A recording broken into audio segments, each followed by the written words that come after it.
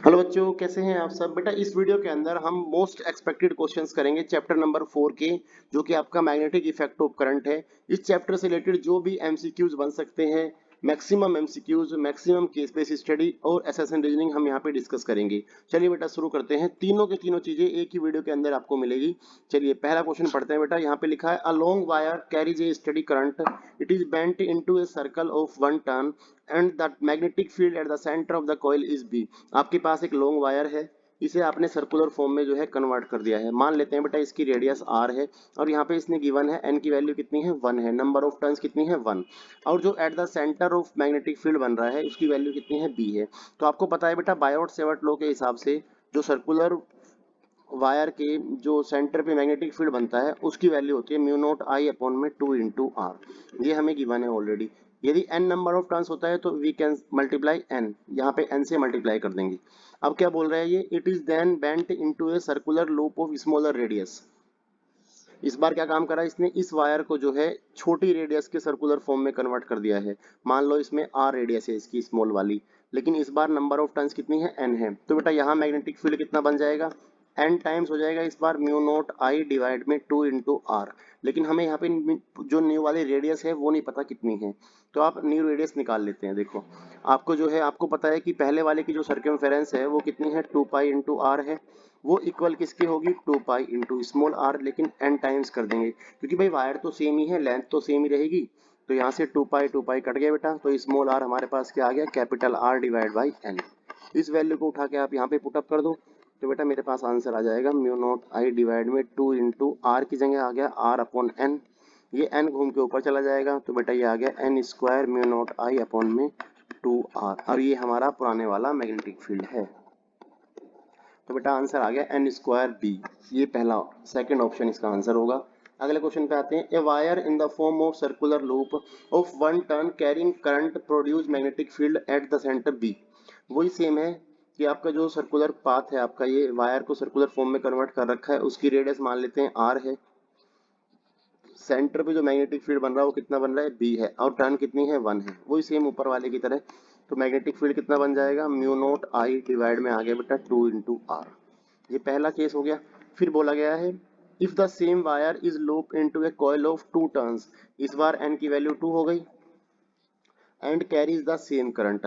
देखो लेकिन इस बार दो कॉइल में कन्वर्ट किया है, इसका मतलब जो नई रेडियस हो जाएगी वो पहले वाले की आधी हो जाएगी।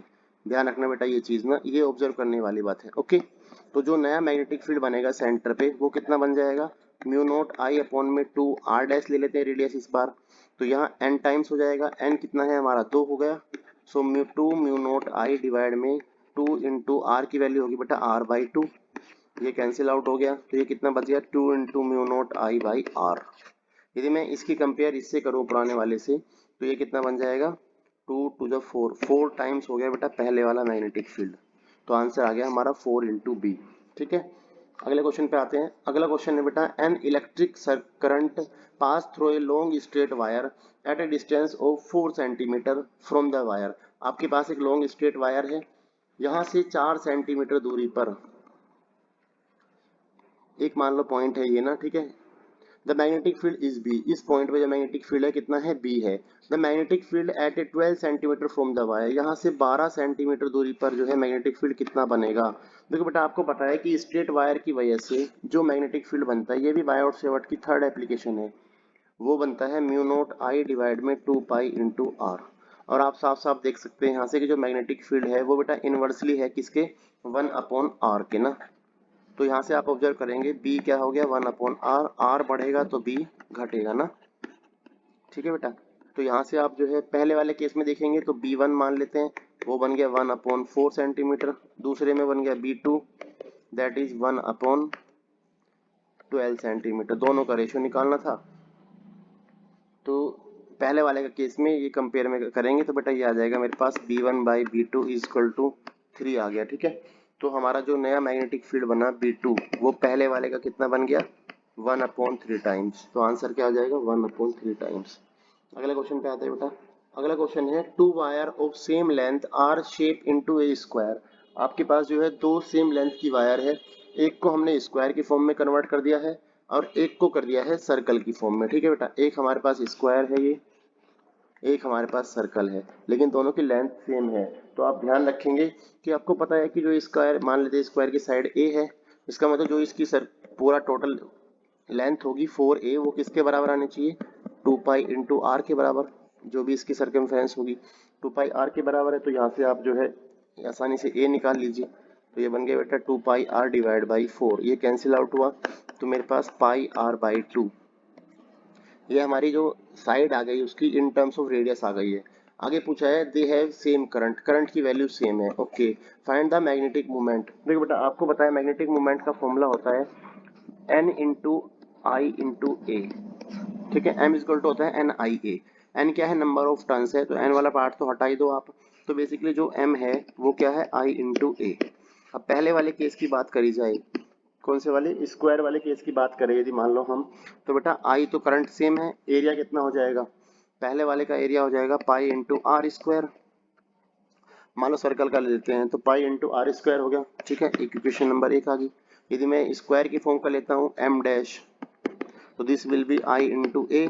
तो आई तो सेम है हमारा, स्क्वायर का एरिया क्या होता है ए स्क्वायर, तो ए की वैल्यू हमारे पास है ही। तो बेटा आई इंटू ए हमारे पास ये रहा पाई इंटू आर स्क्वायर, तो इसका square pi square R square by 4। ये हमारे पास सेकंड इक्वेशन आ गई। दोनों इक्वेशन को आप डिवाइड मार दो, तो जो मैग्नेटिक मोमेंट पहले वाले की दूसरे वाले की आ गई, तो वो हो जाएगी I into pi R square, divide में आ गया बेटा I into pi square R square by 4। ये कैंसिल आउट हुआ, आई से आई कटा, एक पाई से पाई कटा, this will B 4 upon pi. तो बेटा रेशियो आ गया 4 ratio pi, that is the correct answer. तो आपका कौन सा आंसर हो जाएगा, 4 बाई पाई आंसर हो जाएगा। यदि आपको पूछा गया था इसमें स्क्वायर अपॉन सर्कल, तो हमने किया है सर्कल अपॉन स्क्वायर, तो बेटा आंसर होगा पाई रेशियो 4। ठीक है, वो भी चीज ध्यान रखनी है आपको कि कौन सा ऊपर लेना है। ठीक है, अगले क्वेश्चन पे आते हैं। क्वेश्चन नंबर 64, देखो ये बहुत अच्छा क्वेश्चन है, ये 2022 में आया था क्वेश्चन, मतलब इसी की शेप का क्वेश्चन आया था, सेम टू सेम। ये क्वेश्चन क्या बोल रहे हैं, if a square loop A B C D of each side is found form of wire ABC of resistance R। देखो जो ऊपर वाली वायर है उसका रेजिस्टेंस R है, ADC इस पूरे नीचे वाली वायर का रेजिस्टेंस क्या है बेटा 2R है। इसका मतलब यहाँ से टोटल I करंट फ्लो करा है, तो ऊपर R रेजिस्टेंस है, नीचे 2R है। नीचे ज़्यादा रेजिस्टेंस है तो नीचे करंट कम जाएगा, ऊपर रेजिस्टेंस कम है तो ऊपर करंट ज़्यादा जाएगा।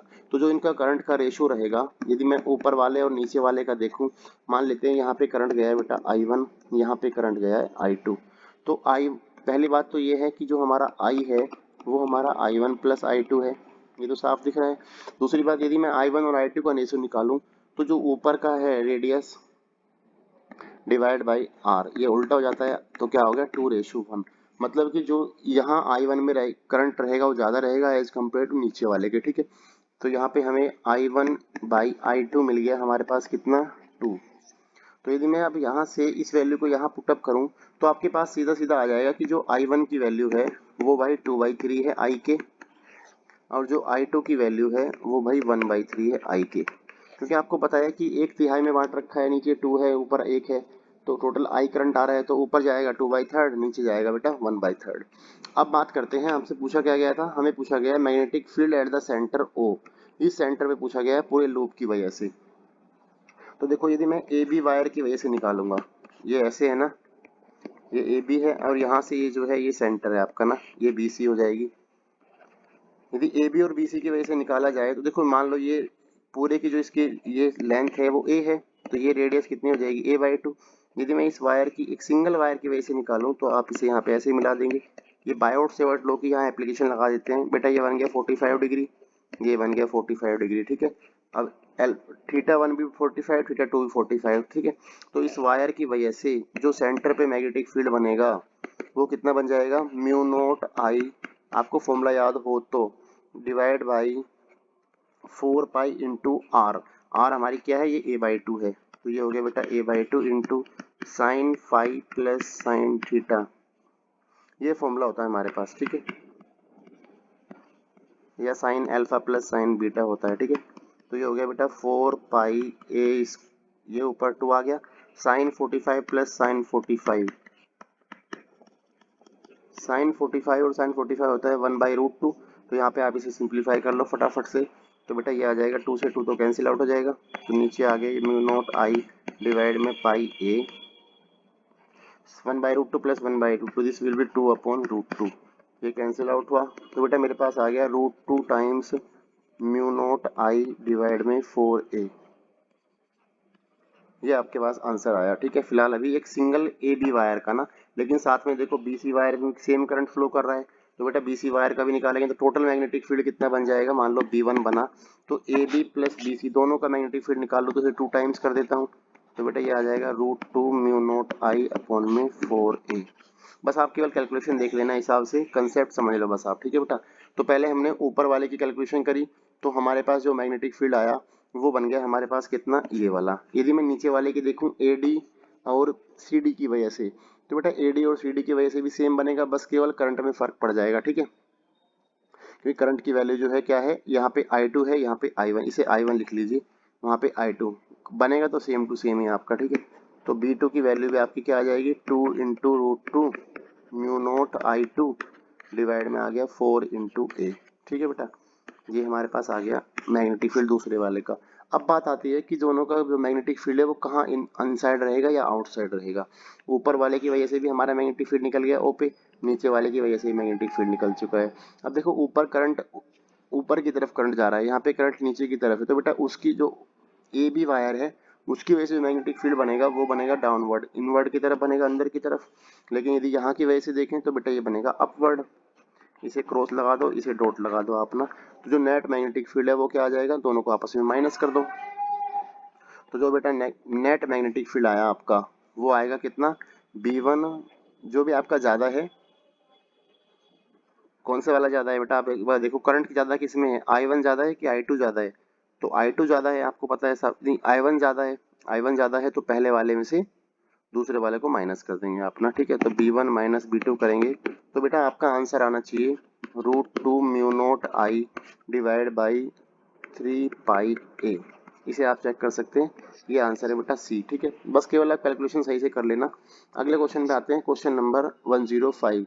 ये क्या बोल रहा है, एक a current I flows through a long straight conductor which is bent into a circular loop of radius r in the middle as shown in the figure. Okay, the magnitude of the net magnetic field at a point O will be। 2020 में question आया बेटा। ठीक है, तो आपको centre पे magnetic field बताना है, तो आप देखो एक वायर है स्ट्रेट वायर, एक है आपका सर्कल ना, तो स्ट्रेट वायर की वजह से आपको पता है मैग्नेटिक फील्ड कितना बनता है, तो मैग्नेटिक फील्ड स्ट्रेट वायर की वजह से B1 नाम दे देते हैं उसको, ये बन जाएगा बेटा म्यू नॉट आई अपॉन में 2πr। ठीक है, ये पहले हमने पढ़ रखा है। ये कहाँ बनेगा, देखो करंट नीचे की तरफ है, तो इसका मतलब मैग्नेटिक फील्ड कहाँ जाएगा, इनवर्ट जाएगा। ठीक है, ये क्रॉस लगा देते हैं यहाँ पे। दूसरी बात, जो दूसरे इस स्क्वायर की वजह से मान लेते हैं, सॉरी स्क्वायर नहीं, स्फेयर की वजह से, जो सर्कुलर फॉर्म की वजह से जो मैग्नेटिक फील्ड बनेगा वो बन गया mu naught I by 2r। ये कहाँ बनेगा, ये भी इनवर्ट ही जाएगा, ये एंटी क्लॉकवाइज डायरेक्शन में बेटा, ये जाएगा अपवर्ड डायरेक्शन में। ठीक है, तो यहाँ का जो नेट मैग्नेटिक फील्ड आ जाएगा हमारे पास, दोनों को माइनस कर दो आपस में, B2 माइनस B1, सो जो इसकी वैल्यू आ जाएगी वो बन जाएगा बेटा म्यू नॉट आई अपॉन में 2r 1 माइनस 1 अपॉन पाई। ठीक है, तो ये आंसर है आपका फोर्थ ऑप्शन है इसमें। ठीक है, अगले क्वेश्चन पे आते हैं, क्वेश्चन नंबर 7। लिखा है when a magnet is applied on A, when A magnetic field applied on a stationary electron it remains rest, spin about its axis, moves in the direction of field या move perpendicular to the direction of field। आप देखो आपको लिखा हुआ है कि stationery electron है, यदि स्टेशनरी इलेक्ट्रॉन है तो बेटा मैग्नेटिक फील्ड तो उस पर काम ही नहीं करेगा, उसकी वजह से उस पर कोई फोर्स एक्ट नहीं होगा, इसका मतलब वो रिमेन्स स्टेशनरी रहेगा। अगले क्वेश्चन पे आओ, if the velocity of the charge particle has both perpendicular and parallel component, जो आपकी वेलोसिटी है उसके पास जो है मैग्नेटिक फील्ड के दोनों कंपोनेंट है, while moving through a magnetic field, मान लेते हैं जैसे एक बी है, ये आपका मैग्नेटिक फील्ड इस तरफ है और आपकी वेलोसिटी इस तरफ है। ठीक है, ये वी है आपका, थीटा एंगल पे जा रही है, इसका मतलब इस तरफ उसका वेलोसिटी का कंपोनेंट हो जाएगा बेटा वी कोस थीटा, ऊपर वाला आ जाएगा वी साइन थीटा, और दोनों कंपोनेंट्स यहाँ गिवन है। ठीक है, आपसे पूछा गया है what is the path followed by the charge particle, तो नॉर्मल सी बात है बेटा, देखो आपको एक बात पता होनी चाहिए कि जो V V cos theta component है जो किसके बी के पैरेलल है, उसकी वजह से क्या करता है, जो पार्टिकल है वो स्ट्रेट लाइन पाथ फॉलो करता है, आगे बढ़ाता है ये इसको ना। ठीक है, क्योंकि इस पे ऐसे कोई फोर्स इस पे एक्ट नहीं होता मैग्नेटिक फील्ड की वजह से, क्योंकि दोनों कंपोनेंट्स क्या है आपस में पैरेलल है। यदि वी साइन थीटा की बात देखी जाए, वी साइन थीटा क्या है, परपेंडिकुलर है मैग्नेटिक फील्ड के, तो इसके ऊपर एक मैक्सिमम फोर्स एक्ट होता है जिसकी वजह से ये सर्कुलर पाथ ले लेता है। तो दोनों के कॉम्बिनेशन से वो एक हेलिकल पाथ में चलता है, ऐसे ऐसे, ठीक है। इसका आंसर क्या आएगा? Helical path. अगले क्वेश्चन पे आते हैं। क्वेश्चन नंबर 16 लिखा है two charge particle travel identical traverse identical helical path in the completely opposite sense. देखो बेटा, यहाँ पे लिखा हुआ है कि दो चार्ज पार्टिकल है आपके, दोनों अपोजिट सेंस में जा रहे हैं। इसका मतलब एक पे चार्ज प्लस का है तो दूसरे पे माइनस का हो गया। दोनों का जो पाथ है वो तभी अपोजिट हो सकता है। यूनिफॉर्म मैग्नेटिक फील्ड है और जो मैग्नेटिक फील्ड है वो आपका बी नॉट इंटू के, मतलब कि जेड एक्सिस में गिवन है। आपसे पूछा गया है कि चारों केसेस में से कौन सा ठीक होगा। They have equal Z component of momentum, they must have equal charges, ये तो गलत है। They necessary represent a particle anti particle pair, ये भी गलत है बेटा। They have equal Z component of momentum, देखो मोमेंटम जेड कंपोनेंट में कैसे पॉसिबल है, क्योंकि आपकी दोनों अपोजिट डायरेक्शन में, तो वेलोसिटी दोनों डिफरेंट डायरेक्शन में होगी, तो ये भी पॉसिबल नहीं है। रही बात इसकी, इसके बारे में बात कर लेते हैं। देखो आपको पता है कि मान लो जो कोई भी पार्टिकल जब घूम रहा है हेलिकल पाथ में, तो उसके पास जो उसकी पिच होती है, पिच को मान लेते हैं डी से रिप्रेजेंट कर लेते हैं, तो पिच का एक्सप्रेशन आपको याद होगा बेटा, ये होता है twice pi M V cos theta, divide में आ जाता है आपके पास क्यू इंटू बी। ये हमारी पिच होती है यदि कोई पार्टिकल जो है हेलिकल पाथ में मूव कर रहा हो तो। यदि मैं यहाँ से क्यू अपॉन एम का रेशियो निकाल लूँ, तो क्यू अपॉन एम कितना आ जाएगा हमारे पास, यहाँ से ये आ जाएगा 2 pi V cos theta divide by B into D, ये आया मेरे पास ना। अब देखो चार्ज बाई मास रेशियो जो होगा इसका, आपको पता है मास तो मान लो सेम ही है और दो अपोजिट पार्टिकल है ना, ठीक है। यदि अपोजिट पार्टिकल्स है तो इसका मतलब जो क्यू की वैल्यू है वो डिफरेंट होगी। देखो एक प्लस है तो एक माइनस होगा, यदि प्लस माइनस होगा तो एक का चार्ज बाई मास रेशियो दूसरे का जो चार्ज बाई मास रेशियो है वो दोनों इक्वल टू जीरो आ जाएगा ऑटोमेटिकली। यदि एक पॉजिटिव रहा और एक नेगेटिव रहा तो इसका मतलब ये वाली जो कंडीशन है वो सेटिस्फाई करती है। ठीक है बेटा, अगला क्वेश्चन पे आते हैं। Question number 17 A charge particle is moving in A circle of radius r with constant speed v under the influence of the uniform magnetic field, the time period of the motion। देखो बेटा time period क्या होता है, यदि कोई charge particle circular path पे move करता है तो बेटा उसका टाइम पीरियड का फॉर्मूला आता है ट्वाइस पाई एम अपॉन में क्यू बी। यदि कोई पार्टिकल सर्कुलर पाथ पे घूम रहा है तो अब देखो जरा यहाँ से जो टाइम पीरियड है वो किस पे डिपेंडेंट है, चार्ज और बी और एम।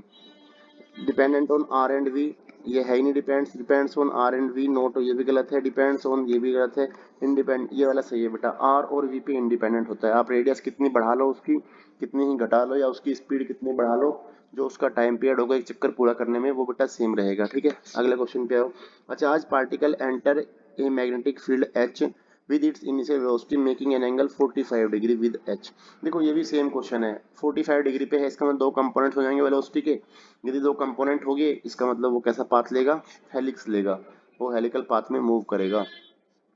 अगले क्वेश्चन पे आ जाओ। क्वेश्चन नंबर 21 लिखा है two particle A and B with same charge and different mass, दोनों का चार्ज सेम है लेकिन मास डिफरेंट है। Okay, are moving in a plane inside uniform magnetic field which is perpendicular to the plane, the speed of the particle are va and vb, trajectory are shown in the figure 10। देखो trajectory से देख के लग रहा है आपको कि जो रेडियस ऑफ बी है वो कम है as compare to radius of A K, ठीक है। और आपको पता है कि जो रेडियस का फॉर्मूला होता है यदि कोई सर्कुलर पाथ पे मूव कर रहा हो तो ये होता है बेटा एम वी अपॉन में क्यू बी। यदि मैं पहले वाले केस में बात करूं तो ये बन जाएगा R A equal to M A V A divide by, charge तो सेम ही है बोला इसने क्यों, और मैग्नेटिक फील्ड भी बी है, ये पहले वाली कंडीशन हो गई। और आर बी कितना है हमारे पास, M B V B divide by Q into B, ये सेकंड कंडीशन होगी। दोनों इक्वेशन में आपको गिवन है कि आर ए ज्यादा है इससे, इसका मतलब ये वाला टर्म ज्यादा होगा इससे, इसका मतलब M A V A by Q B ज्यादा होना चाहिए M B V B by Q B से। ये तो कैंसिल आउट हो गया बेटा, तो मास इंटू ए वी ए, जो मोमेंटम है पहले वाले का, ए वाले का वो ज्यादा रहेगा बी वाले से, तो ये आंसर होना चाहिए M A V A greater than M V B B. अगले क्वेश्चन पे आओ। A charged particle released from a rest in region having steady and uniform electric field and magnetic field, if two fields are parallel to each other then the path of the project particle will be. देखो बेटा, आपको पता है कि helical path कब होता है? Helical path तब बनता है जब मैग्नेटिक फील्ड काम कर रहा हो, मतलब मैग्नेटिक फील्ड पे वेलोसिटी के दोनों कंपोनेंट्स होने चाहिए ना। लेकिन इस वाले केस में आप देख रहे हैं कि थीटा की वैल्यू तो जीरो है। थीटा जीरो होने की वजह से मैग्नेटिक फोर्स लगेगा नहीं उसके ऊपर। तो फोर्स लगा नहीं, इसका मतलब क्या है? मैग्नेटिक वाला फोर्स जीरो है, तो मैग्नेटिक फील्ड की वजह से वो काम नहीं करेगा। तो केवल उस पर क्या काम करेगा? Electric field. और इलेक्ट्रिक फील्ड की वजह से चार्ज पार्टिकल क्या करता है? स्ट्रेट लाइन में जाता है, या तो इलेक्ट्रिक फील्ड के अप से साइड में जाएगा, मतलब इन द डायरेक्शन जाएगा, या फिर अपोजिट जाएगा, लेकिन जाएगा स्ट्रेट लाइन में ही। तो इसका आंसर क्या है? Straight line path. अगले क्वेश्चन पे आओ, क्वेश्चन नंबर 23। ये क्या बोल रहा है? A charged particle is moving on circular path and the velocity v in the uniform magnetic field b. If the velocity of the charged particle is doubled and strength of the magnetic field is half, then the radius। देखो बेटा, same question है ऊपर वाला। r is equal to था mv upon में qb। आपसे क्या बोला गया है कि जो वेलोसिटी है वो डबल कर दी। वेलोसिटी डबल करती बेटा, ये हो गया 2v, और मैग्नेटिक फील्ड को क्या कर दिया? हाफ कर दिया। तो मैग्नेटिक फील्ड b अपॉन 2 आ गया, तो 2 घूम के ऊपर चला गया, तो हमारे पास रेडियस क्या आ जाएगी? 4 टाइम्स। तो आंसर आ गया बेटा 4 times. Question number 29। A charge particle moves along a circle under the action of magnetic field and electric field, then this region of space में हैव। आपको पता है कि एक चार्ज पार्टिकल है जो सर्कुलर पाथ पे मूव कर रहा है। तो बेटा सर्कुलर पाथ पे कब मूव करता है? जब केवल और केवल उस पे मैग्नेटिक फोर्स लगता हो, जब उस पे मैक्सिमम मैग्नेटिक फोर्स काम करता है, क्यू वी बी, तभी वो सर्कुलर पाथ पे मूव करता है। क्योंकि इलेक्ट्रिकल फील्ड की वजह से तो पार्टिकल स्ट्रेट लाइन में चलता है, तो इसका मतलब यहाँ पे क्या होगा? इलेक्ट्रिक फील्ड जीरो होगा और मैग्नेटिक फील्ड कुछ ना कुछ रहेगा, तभी जाके वो सर्कुलर पाथ ले रहा है। ठीक है, अगले क्वेश्चन पे आओ, question number 31। Biot-Savart law indicate that the moving electrons velocity v produce a magnetic field such that। आपको पता है मैग्नेटिक फील्ड क्या होता है? वेलोसिटी के परपेंडिकुलर होता है, इसमें सोचने वाली बात ही नहीं है, तभी जाके बायोट-सेवर्ट लॉ काम करता है। ठीक है, अगले क्वेश्चन पे आओ, question number 48। The correct plot of the magnitude of magnetic field B versus distance r from the center of the wire is this। आपके पास गिवन है, एक वायर है, मान लो आपके पास थोड़ा सा, ये सपोज करो ब्रॉड वायर है जिसका नॉन यूनिफॉर्म क्रॉस सेक्शन है। ठीक है, इसकी रेडियस मान लेते हैं बेटा कितनी है? If the radius of the wire is r, ये कैपिटल R है, सपोज दैट। ठीक है, आपको बताना है कि कौन सा ग्राफ सही होगा। अब देखो, मैं आपको एक बात समझाता हूँ इसमें, ये नीट में भी क्वेश्चन आया था इस बार के ही। ठीक है बेटा, क्या क्वेश्चन है कि आपके पास एक नॉन यूनिफॉर्म वायर है जिसकी रेडियस r है, तो इसकी वजह से मैग्नेटिक फील्ड का ग्राफ बनाना है आपको। तो मैं आपको बता दूं, यदि आपका पॉइंट बाहर है, मान लेते हैं सेंटर से r सेपरेशन पे है, और r is greater than r है, तो बेटा यहाँ जो मैग्नेटिक फील्ड बनता है उस पर जो आपका करंट की जो वैल्यू होगी I है, वो तो ठीक है, म्यू नॉट I अपॉन में इक्वेशन आ जाती है 2r। ठीक है, स्क्वायर इंटू यहाँ पे स्मॉल r रहता है। ठीक है, इट मीन्स क्या है कि यदि आप आउटसाइड द देख रहे हैं, ठीक है, ये थोड़ी इनसाइड वाली बात है बेटा, ये r is less than r ना। यदि इनसाइड द वायर देख रहे हैं आप ना, मतलब मैं इस यहाँ पे कहीं पॉइंट ले लूँ ना कि जो स्मॉल r है वो क्या है? कम है r से ना, तो यहाँ मैग्नेटिक फील्ड कैसे बन रहा है? डायरेक्टली प्रोपोर्शनल टू r बनता है। लेकिन यदि मैं आउटसाइड द वायर देखूँ, तो बेटा जो यहाँ मैग्नेटिक फील्ड बनता है वो बेसिकली नॉर्मली जो बायोट-सेवर्ट लॉ के हिसाब से एप्लीकेशन होती है उसके हिसाब से बनता है, म्यू नॉट I अपॉन में 2 पाई स्मॉल r। ठीक है, यहाँ पे इनवर्सली प्रोपोर्शनल रहता है मैग्नेटिक फील्ड। तो आउटसाइड क्या है? इनवर्सली है। इनसाइड क्या है? डायरेक्टली है। तो ग्राफ कैसे बनेगा? मान लो ये आपके पास सरफेस हो गया, r इजकल टू r, यहाँ से आगे क्या है? इनवर्सली है, तो आगे यहाँ से गिरेगा ग्राफ, और यहाँ से यहाँ तक क्या है? डायरेक्टली है, तो स्ट्रेट लाइन जाएगा। तो आपका ग्राफ कैसे रहेगा? ये वाला बी ऑप्शन है। ठीक है बेटा, अगले क्वेश्चन पे आओ। A solid cylinder wire of radius r carries a current I। The ratio of the magnetic field at a point which are located at r/2 and 2r distance away from the axis of wire. देखो ये same question इसी पीछे वाले question पे base है। आपके पास एक सॉलिड सिलेंडर है ये, ठीक है, यहाँ से जो है एक पॉइंट है r/2, इसकी रेडियस कितनी है? r है, तो इसका मतलब पॉइंट अंदर हो गया, ये r/2 रेडियस हो गई। तो यहाँ मैग्नेटिक फील्ड कितना बनेगा? आपको बताया था पीछे अभी, जो अंदर मैग्नेटिक फील्ड होता है उसकी वैल्यू होती है म्यू नॉट I अपॉन में 2 पाई r स्क्वायर इंटू r। ये वाला फॉर्मूला होता है इसका। ठीक है, मैग्नेटिक फील्ड का लगा दो आप सीधा यहीं पे फॉर्मूला ये वाला, तो कितना आ जाएगा? म्यू नॉट I अपॉन में 2 पाई r स्क्वायर इंटू r की जगह कितना आ जाएगा? r/2। आपने यहाँ r/2 पुटअप कर दिया, तो एक r से r कैंसिल आउट हो गया, तो बेटा ये बन गया म्यू नॉट I डिवाइड में 2 टू द 4 पाई r। ये मैग्नेटिक फील्ड आ गया इनवर्ड वाला। यदि मैं बात करूँ 2r की, तो 2r तो बाहर पॉइंट पड़ेगा, तो बेटा 2r के लिए मैग्नेटिक फील्ड मान लेते हैं B2 बनेगा। उसके लिए फॉर्मूला क्या करेगा, ये वाला काम आ जाएगा direct, mu naught I divide में 2 पाई इंटू आर की जगह आ जाएगा बेटा 2r, this will B mu naught I divide में 4 पाई आर। देखो दोनों सेम टू सेम है, इसका मतलब दोनों का रेशो रहेगा वो क्या रहेगा, 1:1। आगे है N electron is projected with uniform velocity along the axis of current carrying long solenoid, which of the following is true। ये बोल रहा है कि एक सोलेनोइड है आपके पास, इसमें जो है आपने क्या काम करा, एक इलेक्ट्रॉन मूव करता है यूनिफॉर्म वेलोसिटी से, इसका मतलब उसका एक्सेलरेशन कितना है, 0 है, ठीक है। Which of the following is true, तो आपको बताना है कि उस कौन सा ऑप्शन में सही रहेगा। The electron will be accelerated, गलत जवाब। The electron path will be circular, circular तो बेटा हो नहीं सकता क्योंकि मैग्नेटिक फील्ड काम करेगा। Electron will experience a force 45 degree, helical बन जाएगा। Electron will continue to move with, ये वाला आंसर सही है इसका डी, क्योंकि जो इलेक्ट्रॉन है वो क्या करेगा, वो कंटिन्यूअसली सेम स्पीड से ही अपने पाथ पे फॉलो करता रहेगा। अगले क्वेश्चन पे आते हैं, question number 73।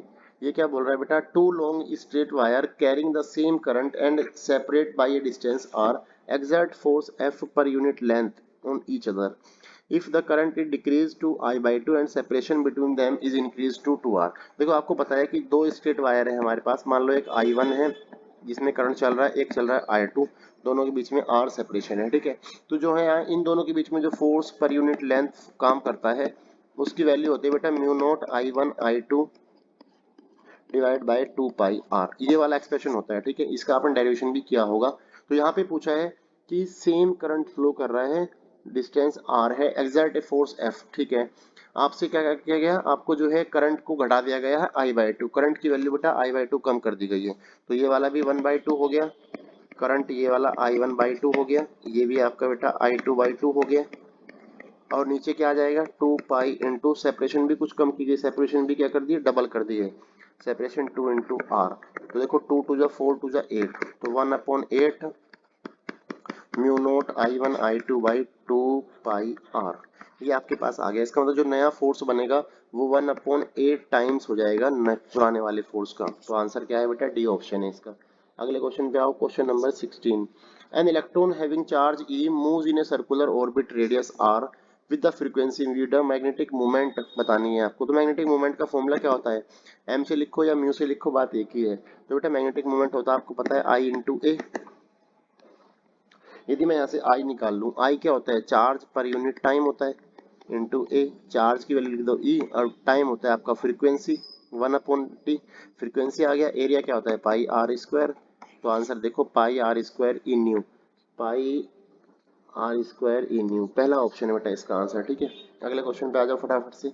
Uh rectangular coil of wire carrying a current is kept in uniform magnetic field, the torque acting on the coil will be maximum। आपको बोला गया है कि टॉर्क मैक्सिमम कब बनेगा, आपको पता है बेटा टॉर्क की वैल्यू क्या होती है, ये होती है एम बी साइन थीटा। जहां आपका थीटा मैक्सिमम रहेगा, थीटा यदि 90 डिग्री रहेगा तो ऑटोमेटिकली आपका टॉर्क कैसे रहेगा, मैक्सिमम रहेगा। और थीटा क्या होता है, एम और बी के बीच का, मतलब एरिया वेक्टर जो भी आपका होगा और जो आपका मैग्नेटिक फील्ड होगा उसके बीच का एंगल रहेगा थीटा। तो आप पढ़ो यहाँ पे, तो plane of the coil is perpendicular to the field. देखो बेटा कोयल का फील्ड जो है परपेंडिकुलर रहा मैग्नेटिक फील्ड के, इट मींस एरिया वेक्टर तो कहाँ जाएगा आपका, इन द फील्ड डायरेक्शन में जाएगा, तो वो तो फिर गड़बड़ हो जाएगा, थीटा की वैल्यू यहाँ पे 0 आ जाएगी। दूसरे वाले में normal to the plane of the field coil is parallel to the field, इस बार क्या है, normal to the plane of the coil is parallel to the field. तीसरे वाले केस में क्या है, normal to the plane of the coil is perpendicular to the field. देखो बेटा यदि पैरेलल रहा फील्ड के तो एरिया वेक्टर ऊपर की तरफ जाएगा और थीटा की वैल्यू कितनी बनेगी, 90 डिग्री। तो इसका आंसर कितना होना चाहिए, बी आंसर इसका होना चाहिए बेटा, ठीक है। क्योंकि plane of the coil is perpendicular, यदि प्लेन परपेंडिकुलर रहा तो इट मींस क्या है, plane of the coil is perpendicular, तो एरिया वेक्टर 0 हो जाएगा। नहीं बेटा यही आंसर है, बी आंसर होना चाहिए इसका, ठीक है। अगले क्वेश्चन पे आते हैं, question number 91। The magnetic moment is directly proportional to orbital angular momentum connected by a constant called, देखो बेटा इसे गायरोमैग्नेटिक रेशियो बोलते हैं, क्योंकि आपने देखा होगा कि जो मैग्नेटिक मोमेंट और एंगुलर मोमेंटम का रिलेशन होता है वो होता है E/2 into M E with minus sign ना। जब कोई इलेक्ट्रॉन रिवॉल्व करता है तो उसकी जो मैग्नेटिक मोमेंट आती है वो ये आती है, in terms of angular momentum, और इस रेशो को ही बोलते हैं गायरोमैग्नेटिक रेशियो। तो जो मैग्नेटिक मूवमेंट है वो डायरेक्टली प्रोपोर्शनल किसके होती है, एल की। जब यहाँ से हटता है तो यहाँ पे जी आ जाता है, which is called gyromagnetic ratio. ठीक है बेटा, अगले क्वेश्चन पे आओ। ये क्वेश्चन आ गया गैल्वेनोमीटर वाला। ठीक है, ए गैल्वेनोमीटर ऑफ रेजिस्टेंस 70 ओम, इसका मतलब कैपिटल जी की वैल्यू गिवन है आपको 70 ओम है, is converted to a ammeter by a shunt resistance. आपको शंट की वैल्यू भी पता है, यहाँ पे एस गिवन है बेटा 0.03 ohm. The value of its resistance will be, आपको पता होना चाहिए कि गैल्वेनोमीटर जो है एमीटर में कब कन्वर्ट होता है। यदि बेटा गैल्वेनोमीटर के साथ में मैं एक स्मॉल रेजिस्टेंस जोड़ देता हूँ पैरेलल में, जिसे हम शंट बोलते हैं, तो जो गैल्वेनोमीटर आपका वो रीडिंग देता है एमीटर की। ठीक है, ये कन्वर्जन है उसका, ध्यान रखना। तो यहाँ पे जो नेट इक्विवेलेंट रेजिस्टेंस आता है वो क्या आता है, दोनों देखो पैरेलल में है, तो पैरेलल में क्या होता है 1/s प्लस 1/g हो जाएगा। तो ये बन जाएगा बेटा S G plus S G upon में एस प्लस जी। इस वाले फॉर्मूले से आप सिंप्लीफाई करो तो जो आपका आंसर आना चाहिए उसे आप चेक कर सकते हैं, वो आएगा बेटा, वैल्यू पुटअप करो 70 इंटू 0.03 डिवाइड बाई 70 प्लस 0.03, इसे आप सिंप्लीफाई कर लीजिए तो इसका आंसर आ जाएगा बेटा हमारे पास 0.030 ओम। इसका मतलब कौन सा है, डी ऑप्शन आ जाएगा। ठीक है, अगले क्वेश्चन पे आओ, question number 113। A voltmeter which can measure 2 volt is constructed by using A galvanometer of resistance 12 ohm and that of, आपको देखो गैल्वेनोमीटर का रेजिस्टेंस पता है, वोल्टेज पता है, V की वैल्यू पता है आपको 2, गैल्वेनोमीटर का रेजिस्टेंस पता है बेटा आपके पास कितना है 2 ओम है, सॉरी 12 ओम है, that produce a maximum deflection for the current of 2 milli ampere. आपके पास करंट की वैल्यू भी पता है, मैक्सिमम कितना करंट है आपका 2 मिली एम्पेयर का करंट दे रहा है जो गैल्वेनोमीटर है आपका। देन द रेजिस्टेंस R की वैल्यू निकालनी है। तो आपको पता होगा कोई भी गैल्वेनोमीटर जो है उसे वोल्टमीटर में कैसे कन्वर्ट करते हैं। यदि हम गैल्वेनोमीटर के सीरीज में एक हाई रेजिस्टेंस लगा देते हैं जिसकी वैल्यू मान लेते हैं R है, तो जो गैल्वेनोमीटर है आपका वो रीडिंग देता है किसकी बेटा, वोल्टमीटर की। ये आप ध्यान रखना। तो जो यहाँ पे रेजिस्टेंस का फॉर्मूला आता है वो आता है V upon I G minus का G। देखो इस फॉर्मूले में आप सारी वैल्यू पुटअप कर दो, V की वैल्यू बेटा आपको पता है, आई जी पता है, G पता है, इसे आप जब सिंप्लीफाई करेंगे तो ये वैल्यू आपके आनी चाहिए 988 ओम। तो इसका आंसर है बेटा कौन सा, 988, बी पार्ट है। अब आते हैं एसेशन रीजनिंग वाले क्वेश्चन। ठीक है, ये थे हमारे एमसीक्यूज जो इस चैप्टर से एमसीक्यू बन सकते हैं। और दूसरी बात एक और बताऊं बेटा, इसमें ना थोड़ा सा गैल्वेनोमीटर वाला पार्ट जरूर पढ़ लेना, सेंसिटिविटी वाला, कि जिसमें दो तरह की सेंसिटिविटी होती है, या सेंसिटिविटी कैसे बढ़ाई जा सकती है, कैसे घटाई जा सकती है, करंट और वोल्टेज रिलेशन, दोनों वोल्टेज सेंसिटिविटी में क्या रिलेशन होता है, वो चीजें आपको अच्छे से पढ़ लेना। ठीक है, चलो पहला क्वेश्चन देखते हैं एसेशन रीजनिंग का। If an electron is not deflected while passing through a certain region of space then only possibility is that there is no magnetic field region. देखो ये गलत है, जरूरी थोड़ा ना है कि भाई मैग्नेटिक फील्ड नहीं होगा तो इसका मतलब इलेक्ट्रॉन डाइवर्ट नहीं हो रहा। देखो आपको पता है कि मैग्नेटिक फील्ड की वजह से जो फोर्स काम करता है उसके ऊपर वो लगता है बेटा Q V B sine theta. यदि थीटा की वैल्यू मान लो 0 हो गई, मतलब कि जो मैग्नेटिक फील्ड है और जो इलेक्ट्रॉन है बोथ आर पैरेलल, दोनों इलेक्ट्रॉन और मैग्नेटिक फील्ड पैरेलल चल रहा है, तो इट मींस क्या है कि वो डिफ्लेक्ट नहीं होगा अपने पास से। तो ये थोड़ी ना है कि मैग्नेटिक फील्ड नहीं है वहाँ पे, मैग्नेटिक फील्ड तो है लेकिन एंगल 0 है, तो इसका मतलब जरूरी नहीं है कि there is no magnetic field, इसका मतलब ये गलत गलत हो गया सेशन ही। तो इसका आंसर क्या हो जाएगा बेटा, डी। अगले क्वेश्चन पे आ जाओ। Magnetic field interact with A moving charge and not with a stationary charge. बोल रहा है कि मैग्नेटिक फील्ड जो है वो मूविंग चार्ज की वजह से इंटरेक्टेड होता है, स्टेशनरी वाली चार्ज की वजह से नहीं। ये तो बात सही है भाई, a moving charge produce a magnetic field, ये भी बात सही है क्योंकि तभी तो हो रहा है आपका वो। ठीक है, मूविंग चार्ज ही मैग्नेटिक फील्ड बनाते हैं, ध्यान रखना। तो इसका आंसर क्या हो जाएगा बेटा, ए। इसका मतलब दोनों चीजें सही है। अगले क्वेश्चन पे आओ। If A charge particle is moving on a circular path in A perpendicular magnetic field the momentum of the particle is not changing, ये गलत हो गया। देखो मान लो एक मैग्नेटिक फील्ड में वो जो है परपेंडिकुलर मूव कर रहा है, तो इसका मतलब वो सर्कुलर पाथ लेगा। यदि बेटा कोई सर्कुलर पाथ लेगा तो इट मींस क्या है, फोर्स की वैल्यू इस तरफ है तो वेलोसिटी इस तरफ है, यहाँ वेलोसिटी इस तरफ है, तो आप देख रहे हैं कि उसकी मोमेंटम तो हर बार चेंज होगी, क्योंकि भाई मोमेंटम क्या होता है, मास इनटू वेलोसिटी, और वेलोसिटी की direction at each point change हो रही है, यहाँ पे इस तरफ है तो यहाँ इस तरफ है, फिर यहाँ नीचे हो जाएगी, तो वेलोसिटी इज नॉट चेंजिंग। यहाँ लिखा है मोमेंटम इज नॉट चेंजिंग, तो इसका मतलब ये गलत है, मोमेंटम तो बार बार चेंज होती है। तो इसका आंसर भी क्या हो जाएगा बेटा, डी। अगले क्वेश्चन पे आ जाओ। When a charge particle moves perpendicular to the magnetic field, इसका मतलब वो सर्कुलर पाथ ले लेगा, वही सेम ऊपर वाला क्वेश्चन आ गया। Then its kinetic energy and momentum gets affected. देखो काइनेटिक एनर्जी तो सेम रहेगी भाई, हाफ एम वी स्क्वायर, क्योंकि वेलोसिटी तो जो मैग्नीट्यूड है, स्पीड तो सेम है बेटा, लेकिन डायरेक्शन तो डिफरेंट है, तो काइनेटिक एनर्जी तो सेम रहेगी आपकी, kinetic energy remains same but momentum will be change ना, तो momentum gets affected but kinetic energy not, इसका मतलब ये भी गलत है, तो ये इसका आंसर भी क्या हो जाएगा बेटा, ये भी आपका डी हो जाएगा। अगले क्वेश्चन पे आ जाओ। अ direct current flow through a metallic road produce magnetic field only outside the road, ये भी गलत बात है देखो, क्योंकि मान लो कोई मैग्नेटिक एक रोड है आपके पास ना, आपने इसमें डीसी करंट फ्लो करा दिया, तो आप ये बोल रहे हैं कि जो ये रोड है उसके बाहर ही केवल मैग्नेटिक फील्ड बनेगा, ऐसा थोड़ा ना होता है बेटा, अंदर भी तो चार्ज कैरियर फ्लो करेंगे, अंदर चलेंगे तो इसका मतलब वो अंदर भी मैग्नेटिक फील्ड बनाएंगे, तो ये क्या है, गलत है, ये भी इसका आंसर भी क्या हो जाएगा, डी।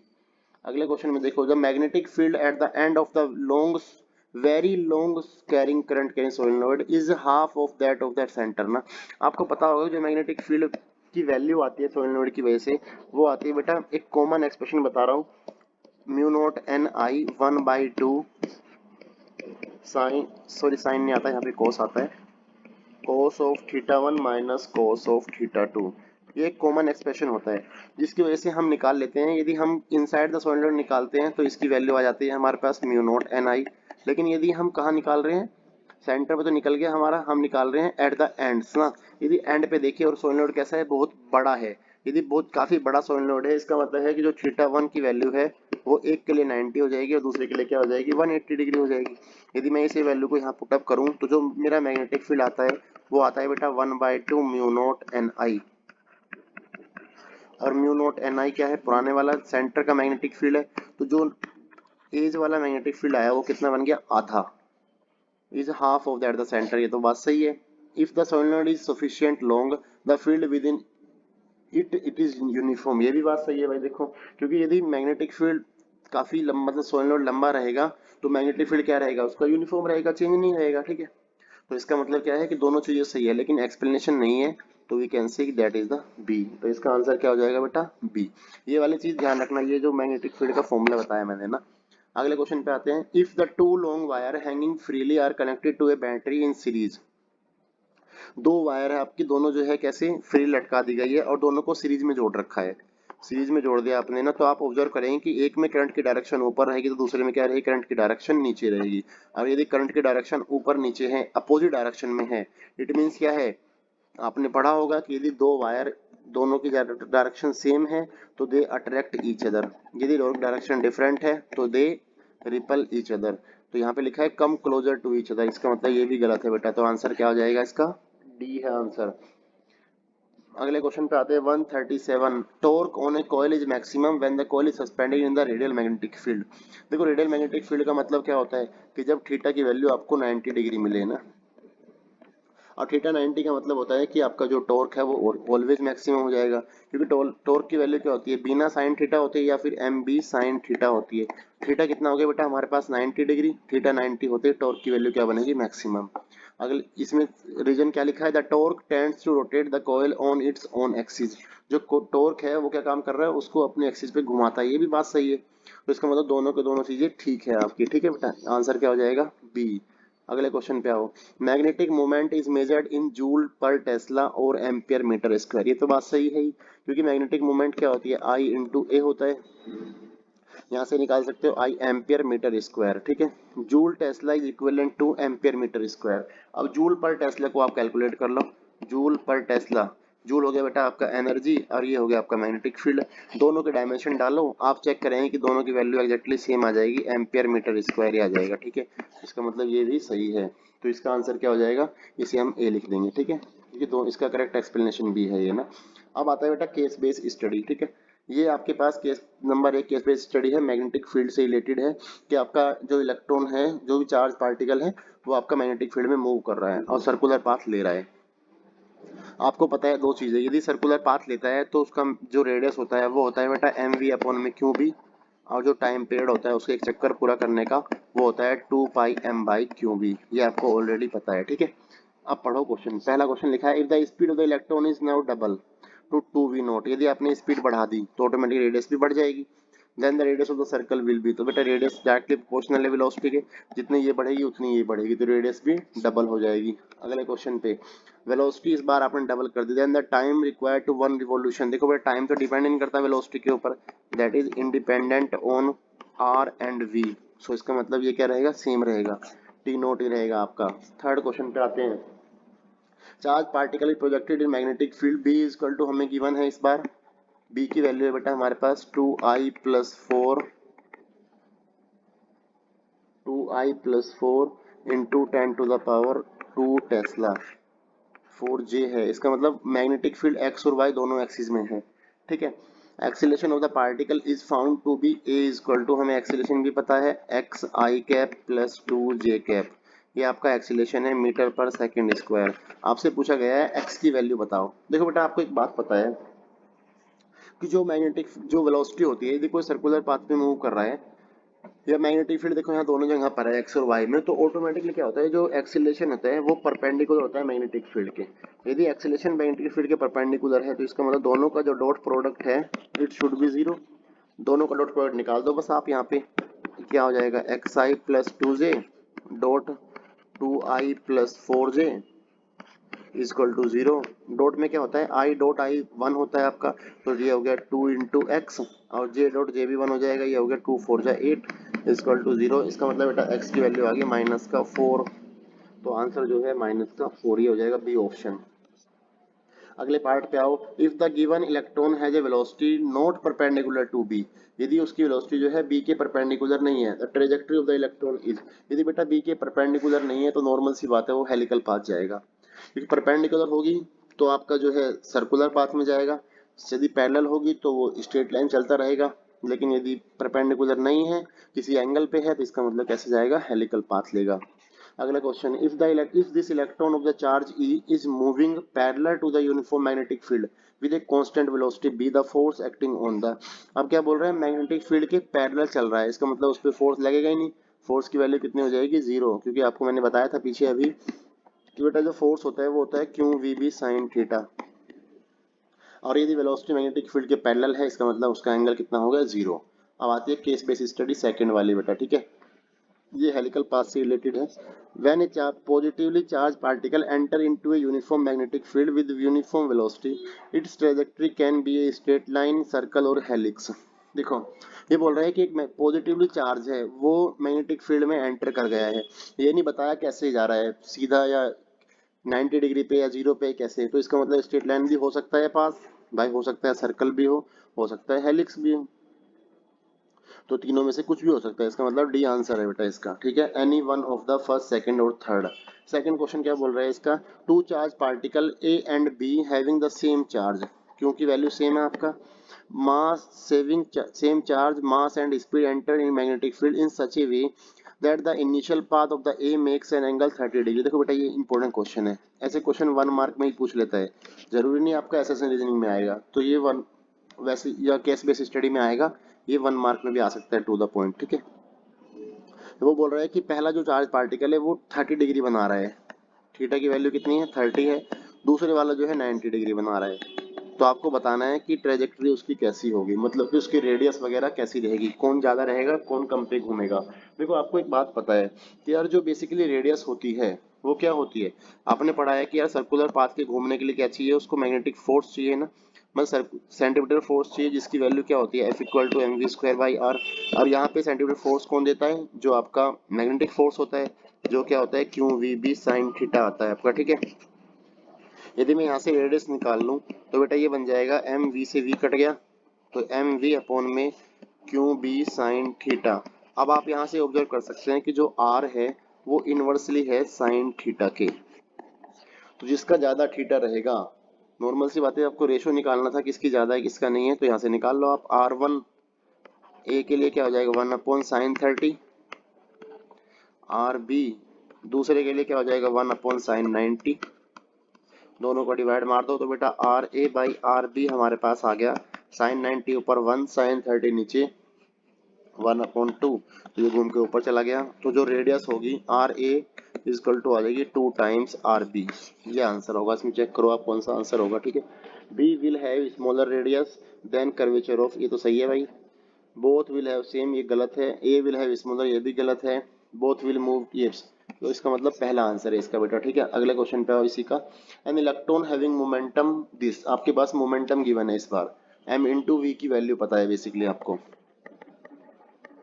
वो कितना है 2.4 into 10⁻⁻23। Region of uniform magnetic field आपके पास बी की वैल्यू भी पता है 0.15 tesla. The field vector makes an angle of 30 degree, theta की वैल्यू भी बेटा पता है आपको, with the initial velocity vector. The radius of the helical path आपको आर बताना है। तो बेटा आर का फॉर्मूला मैंने पीछे लिखा था अभी सेम, तो आर का फॉर्मूला क्या हो जाएगा, M V sine theta divide में क्यू इंटू बी, तो ये हो गया ई इंटू बी। सीधा वैल्यू पुटअप करो, आंसर आ जाएगा आपके पास, ठीक है। अगले क्वेश्चन पे आओ बेटा, ठीक है, इसे आप सिंप्लीफाई कर लेना। क्वेश्चन नंबर 4, ये क्या बोल रहे हैं, तो बी की वैल्यू आपको गिवन है magnetic field. A proton shoot into the field of the velocity, आपके पास वी की वैल्यू भी गिवन है यहाँ पे। वी कितना है 2 इंटू 10⁻5 आई, मतलब एक्स एक्सिस की, प्लस 4 इंटू 10⁻5 जे, ये वाई एक्सिस में इतनी वेलोसिटी है उसकी, मीटर पर सेकेंड, ठीक है।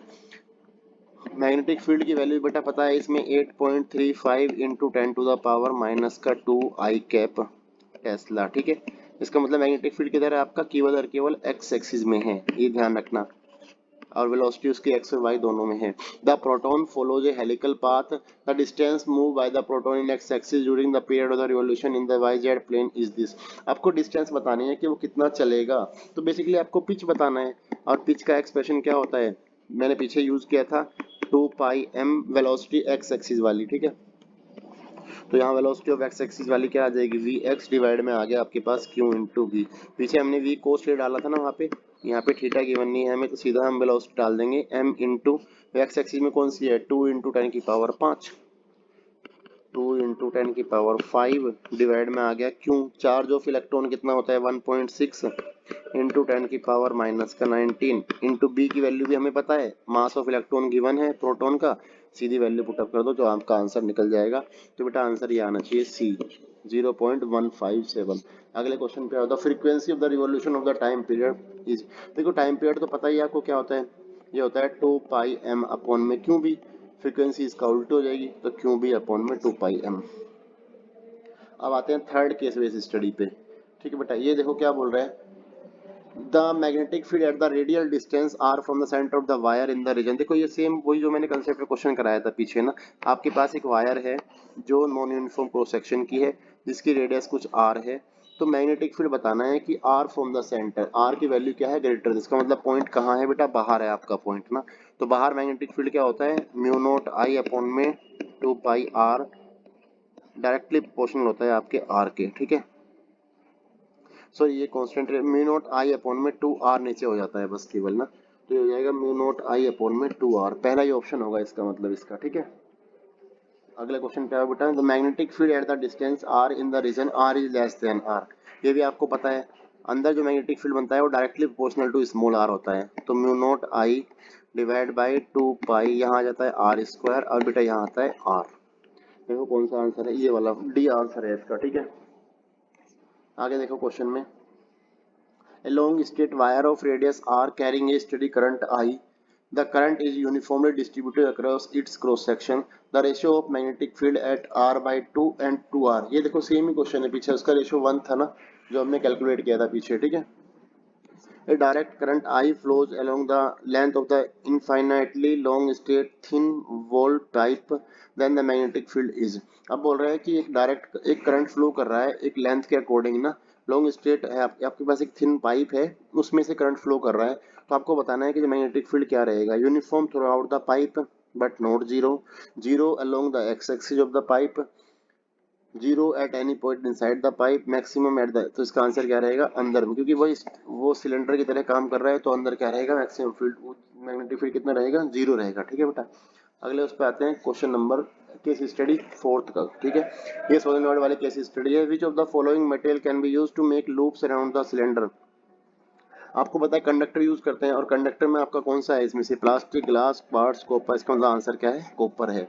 सेकंड वाला magnetic field inside the solenoid, solenoid के अंदर मैग्नेटिक फील्ड कैसा होता है आपको पता है, यूनिफॉर्म रहता है और पैरेलल रहता है, uniform and parallel to the axis, ये भी पूछ सकता है एक नंबर में ऐसे डायरेक्ट।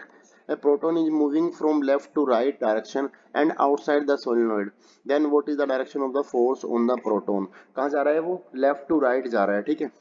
अब प्रोटॉन है, अब देखो बाहर तो बेटा मैग्नेटिक फील्ड होता है, इसका मतलब वो तो डिफ्लेक्ट ही नहीं होगा, तो प्रोटॉन विल नॉट डिफ्लेक्ट, ठीक है, क्योंकि आपने पढ़ा होगा सोलेनोइड के अराउंड जो मैग्नेटिक फील्ड बनता है वो जीरो होता है बाहर, लेकिन अंदर जो है मैग्नेटिक फील्ड बनता है उसकी वैल्यू होती है B equal to mu naught N I, ठीक है। Question number 4, how is the magnetic field inside the solenoid depends upon the number of turns. देखो डायरेक्टली प्रोपोर्शनल होता है, ये लिखा है n की वैल्यू डायरेक्टली है, B directly proportional to n, ठीक है।